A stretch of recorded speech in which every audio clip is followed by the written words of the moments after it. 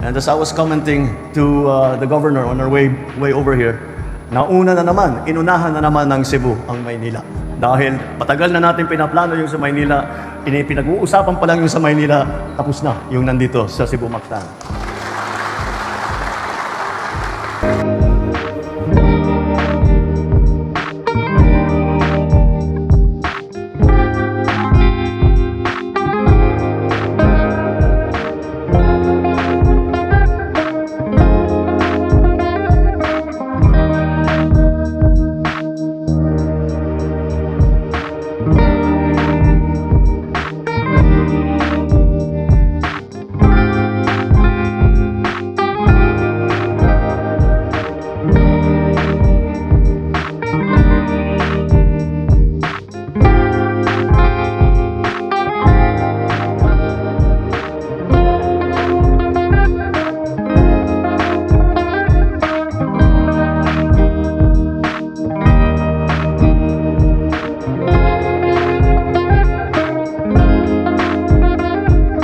Manager of the Mactan-Cebu International Airport Authority, Mr. Julius Neri Jr., to deliver his welcome remarks.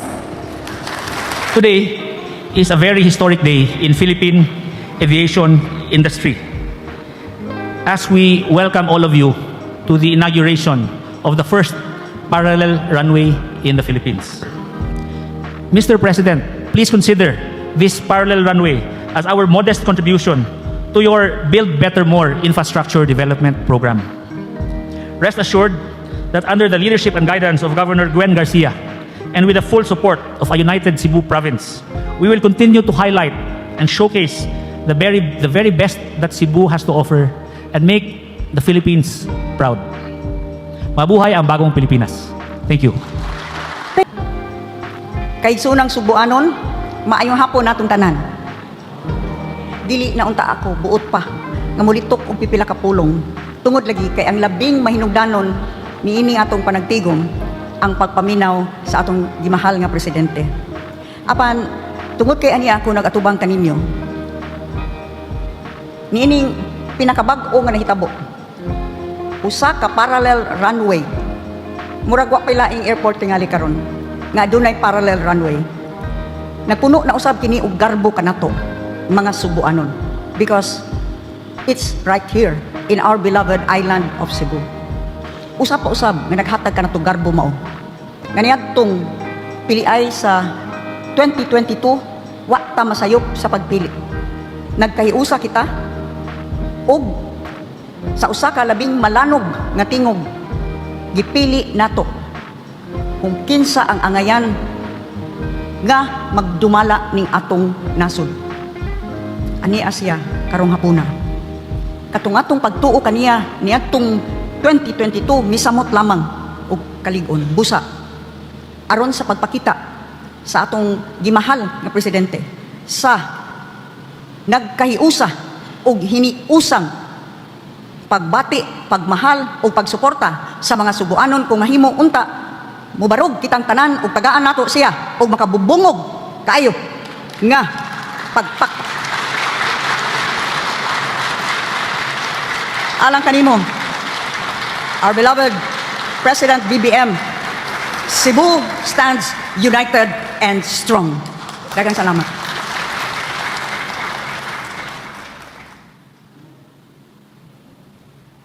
Thank you very much, Governor Garcia. At this juncture, may we invite Secretary Jaime Bautista of the Department of Transportation to give his message and introduce our guest of honor.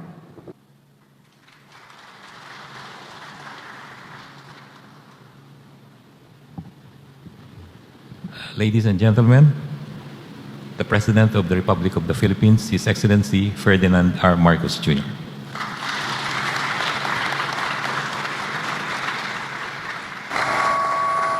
Good friend and partner in nation building. I remember when I was commenting before I took office as president, I had always bewailed the fact that the phrase that I always used to hear in my father's time was nation building, and that we never heard it again. Well, I came to Cebu to visit with Governor Gwen, and I heard it again, and that is why she is very much a partner of the Philippines in terms of nation building. Mactan-Cebu International Airport Authority General Manager Julius Neri Jr., my fellow workers in government, distinguished guests, ladies and gentlemen, maayong adlaw. There really is something special about Cebu. It's a place where history and progress come together very gracefully, where tradition converges with innovation, and where the grit and tenacity of its people shine brightly in every achievement. Today, we celebrate a new victory in Cebu's remarkable and ongoing story, one that shows why this province continues to inspire hope and progress for other provinces and certainly for the entire nation. This new runway at the Mactan-Cebu International Airport reflects the very essence of Cebu. It is dynamic, promising, and always ready to take on challenges. And just as Cebu has been a center of trade and tourism, this parallel runway symbolizes the unrelenting drive to connect and to grow and to lead. Last year, this airport catered to 8.5 million domestic passengers, nearly 2.8 million international passengers, and around 67 million kilograms of cargo. Nearly 100,000 flights, 99,100 flights. This airport has been instrumental not only in the development of this province, but also of the Central Visayas region and other provinces that are served by flights from Mactan-Cebu International Airport. And in those, we must include the destinations that the feeder flights take, not only to the Visayas region, but down to Mindanao and even up back to Luzon. As the first and only parallel runway in the Philippines, this runway is a bold leap forward. It will help in your competitiveness, in your connectivity, and in your capacity to take in visitors. This milestone would not have been possible without the firm determination of the Mactan-Cebu International Airport Authority, the unwavering support of all the stakeholders, and the dedication of all the partners working together in concert and coming to this great achievement. Amidst the immense challenges of the pandemic, each of you exemplified the strength and ingenuity of the Filipino people. Because despite health risks and uncertainties, you pressed on with courage and commitment, striving for the completion of this very important runway. So, on behalf of the entire nation, daghang salamat.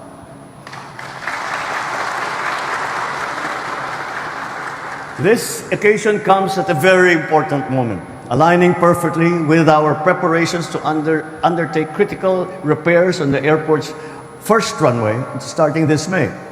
For the first time in our nation's aviation history, we embark on a major repair of an airport's first runway without impeding ongoing operations.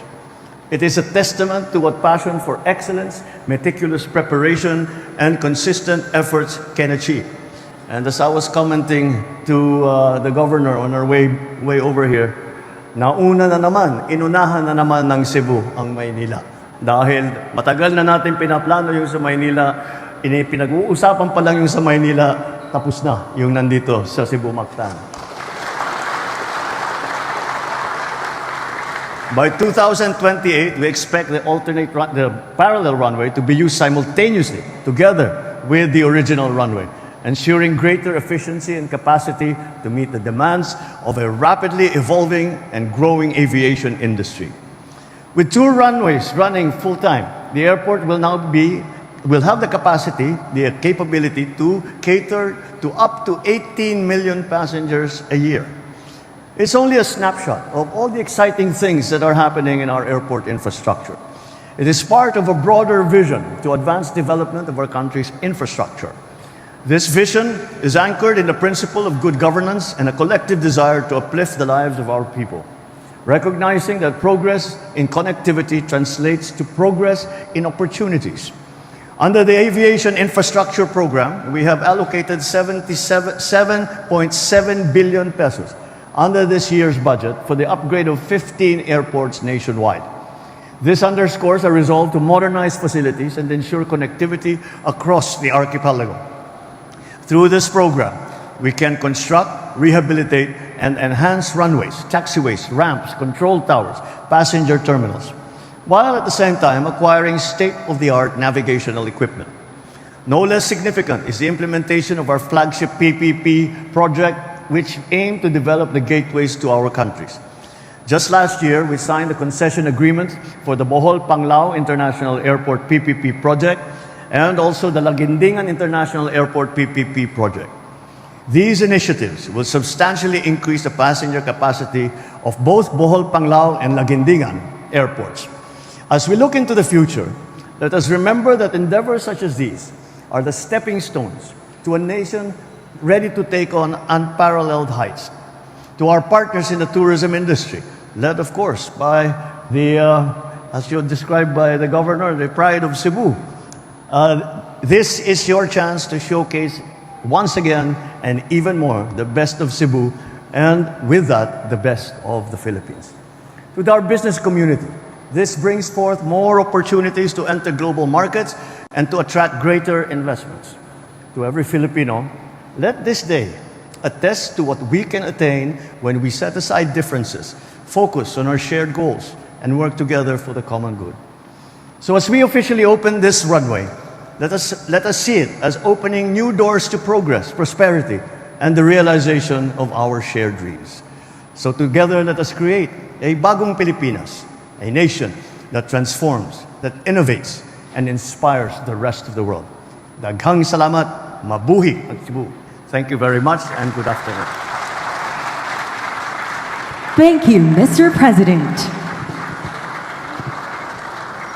And now, we would like to present a token of appreciation for the President of the Republic of the Philippines, His Excellency Ferdinand R. Marcos Jr.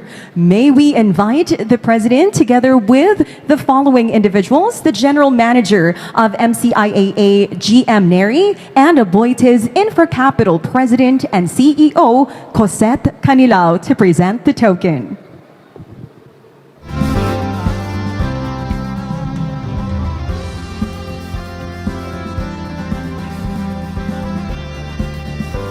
The token is a commemorative platter crafted from marmor cast with a striking hue reminiscent of Cebu's beautiful seas.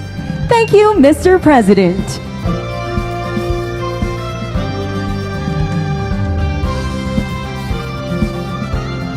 Thank you. Please exit to your right.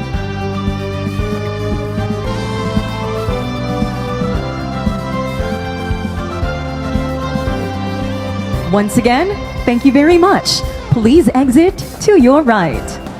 Once again, ladies and gentlemen, the President of the Republic of the Philippines, His Excellency Ferdinand R. Marcos Jr. Sir, on budget lang po, sir. Yes. May we have your reaction dun sa pinay lang po na challenge before the Supreme Court ni former ES Vic Rodriguez. What do you think of this, sir? Unconstitutional daw yung daan. Well, that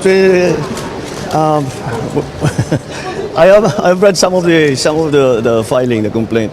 Well, the Soljan, of course, will be the ones who will argue for the government, and he tells me, Soljan Maynard tells me that we are on a solid footing in terms of constitutionality. I don't know why they bothered to file that, because napakahirap ng kanilang assertion. It clearly doesn't... well, anyway, it's not for me to make the argument. We'll let the Soljan make the argument before the Supreme Court, and we're very confident that our case is strong. Pero just in case lang, sir, na pumapor, not in favor of the admin, yung decision ng Supreme Court, meron po ba tayong contingency? No, we shut down everything. I guess that's what they want. They want the government to cease working. So yung matuloy yung kanilang mga destabilization na ginagawa. Mr. Sir, do you have plans, sir, to meet President Trump? Ano? Is that? Do you have plans to meet with President Trump? Amidst Trump, yes. Amidst the possibility that U.S. will freeze the aid? The U.S. has frozen aid. But I will meet with President Trump because I should, because there are much that we need to discuss between the U.S. and the Philippines in terms of the trade, in terms of defense and security, and now the new policy on immigration. Nagpauwi na yata ng 100 na Pilipino. So this is something that we have to work through and hopefully resolve, because the Filipinos in the United States especially have really formed a very important part already of their workforce. So we'll see how we can influence the policy making in terms of immigration. Sir, how concerning is that? Yung sinasabi po na pag-freeze ng aid. Hindi pa maliwanag kasi. Hindi pa maliwanag. It's hard to comment because on the freezing of the aid, there's a court that blocked it. So it's not just, it's very unclear what it is. It's even the agencies in the US government, hindi nila naintindihan what it means. Ano yung tatamaan, saan yung babawasan ang aid fund. So, well, this is what happens. These are the growing pains of a new administration. But I'm sure that with time, these policies will crystallize and will become clearer. And by which time, I will have a chance to visit with President Trump, and we can discuss it with a better understanding of what the policies are. Mr. President, ano pa po ba yung mga maaasahan ng mga projects ng inyong administrasyon dito po sa Cebu po? Naku, madami-daming listahan yan. Cebu is one of the largest areas for public investment. So it is, well, we had a discussion today in the RDC. There are several major projects in the city. There are several major projects in the province, both in terms of connectivity, physical connectivity, in terms na pag-usapan pa namin sa Agri, baka meron tayong program na ibubuo para matulungan ng gobyerno na local governments ang national government para sa pagbaba ng presyo ng bigas. Marami kaming napag-usapan. There are several infrastructure projects that are ongoing, and dito mga malalaki kasi ang nakaibahan sa Cebu tends to take on the smaller projects. The province ang probinsya gumagawa. So lahat ng pumupunta sa Cebu, karamihan ng pumupunta sa Cebu na project are very significant at saka legacy projects na priority ng national government sa socio-economic plan. Yeah. Sir, all right? reaction mo lang po sa manifesto support among Cebu local leaders po. Well, it wasn't just Cebu. It was Region 6, 7, and 8. At talagang napakalaking bagay para sa atin. Because you remember, I ran under the flag of unity. And we have seen, and I think this is something that the local governments immediately recognize, that we can really get very much done pagka talagang sabay-sabay nagtatrabaho. Pagka nag-aaway, naglalaban, kinokontra, hinaharang, naghahanap ng paraan para harangin, para lang maka political points, walang mangyayari talaga sa atin. So we should put those attempts to one side and stay together. And this is a big block. This is the Visayas block, and with that, with them as our partners in the national government, there's so much that we can do. And I'm very grateful to all the governors of Region 6, 7, and 8 for their expressions of support. It is a very important part of our nation building. Na malaman na at the very least dito sa Visayas ay may maaasahan tayo na magtutulungan para sa mga programa na dinadala ng pamahalaan. Mr. President, what is the importance of improving our airports in the country po, particularly regional facilities? What is the importance? Particularly well,